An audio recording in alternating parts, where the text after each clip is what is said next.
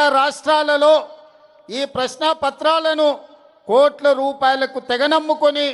వేలాది కోట్ల రూపాయలు భారతీయ జనతా పార్టీకి సంబంధించిన నాయకులు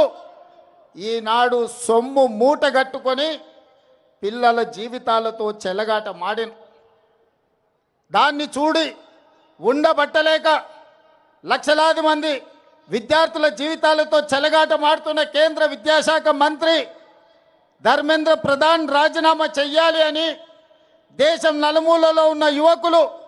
ఢిల్లీ జంతర్ మంతర్లో కదము దొక్కి ధర్మేంద్ర ప్రధాన్ రాజీనామాను డిమాండ్ చేసి గత కొన్ని రోజులుగా ఈ డిమాండ్ నిరసన కార్యక్రమాలు జాతీయ స్థాయిలో వివిధ రాష్ట్రాలలో రాజకీయాలకు అతీతంగా ఈ భారత సమాజం అంతా చైతన్యమై కేంద్ర మంత్రి రాజీనామా చేయాల్సిందే, ప్రశ్నాపత్రాలను అమ్ముకున్నోళ్లను